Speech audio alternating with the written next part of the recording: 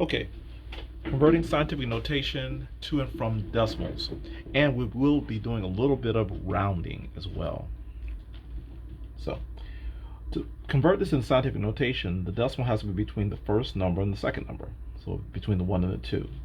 So we're going to move it here. 1, 2, 3 moves. And that'll put it right between here. So that makes it 1.2212122. And then the times 10. And since that was 3 moves, this will be a third power. Now, this original number was 1,221. So that's a large number. So we represent the original large number with a positive exponent. So I'm just putting a plus 3 here just to remind us that that was a large number.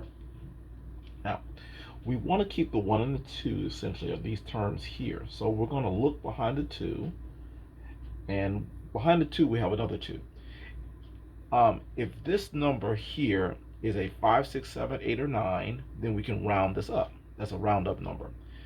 2 is not a round up number. We would need a 5, 6, 7, 8, 9 to be a round up number. So this 2 remains 2.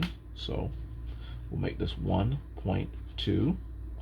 And everything else goes away. And we just use the times 10 to the positive third power. Okay, next. Okay, we want to turn this in scientific notation. So the decimal has to be between the 4 and the 8. So we'll move it here, here, here, and there. Okay, so now it's 4.851215, and then times 10. And we have 1, 2, 3, 4 moves, so this will be times to the 4th power. And remember, this was 48,512. It's a very large number, so we know that's a positive exponent. Represents large numbers. Okay, now rounding. We want to keep the 2 decimal terms here. So we'll look behind the 8 and see if we see a rounding number. The 5 is a rounding number. Again, rounding numbers are 5, 6, 7, 8, 9. So since that's a rounding number, the 8 now goes up to a 9. So this becomes 4.9. We don't need the rest of the numbers, and we put in our times 10 to the positive 4 power. Okay. Next, we want to put this in scientific notation, so the decimal has to be between the first 2 numbers, the 3 and the 1. So we're going to move it 1, 2, 3, and we'll get 3.192, and this will be times 10. And since we have 1, 2, 3 loops, this will be third power. Now the original number here was smaller than 1, 0.003192. So to represent small numbers, we'll use negative exponents. And now we'll do a little bit of rounding. So we want to kind of keep the first 2 terms here, or values, place values.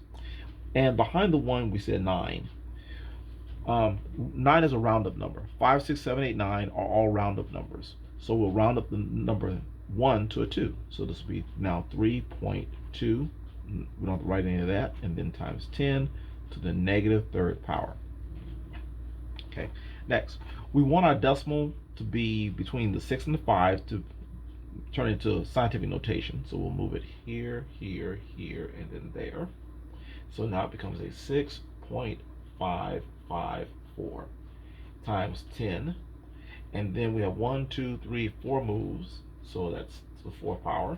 And the original number was small, 0.000566554. So represent negative numbers with negative there. Okay, so now rounding. We're going to kind of keep 2 of our place values, the 6, 5 here, and see if we have a round. We look behind the 5, and I see there's a 5. Okay, 5 here tells us 5 is a round up number. So we'll take 5 here and round it up to 6. So now it becomes 6.6 times 10 to the negative 4 power.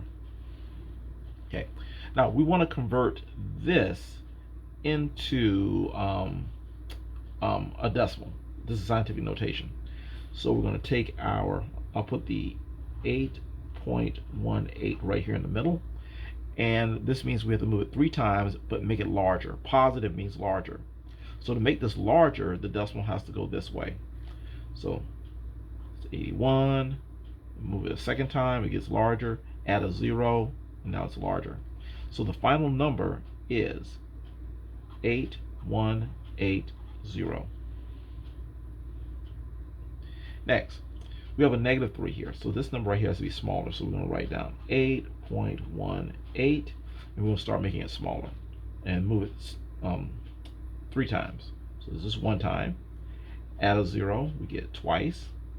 Add another 0, we finally get our 3 times. So the final number is 0.00818. And again, I don't like leaving my ones empty, so I like to add a 0 there. You don't have to, but I love having my ones represented by 0. Okay, next.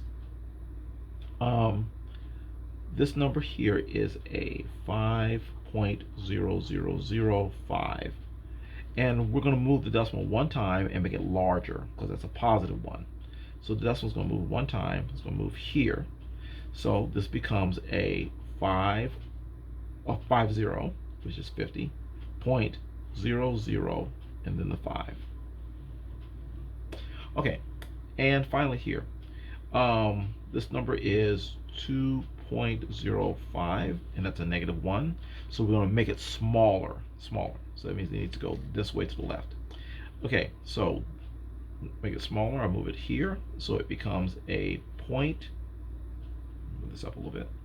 205. And again, the ones column, I like it to be filled in, so we're going to put a 0 there. Okay, and that's it.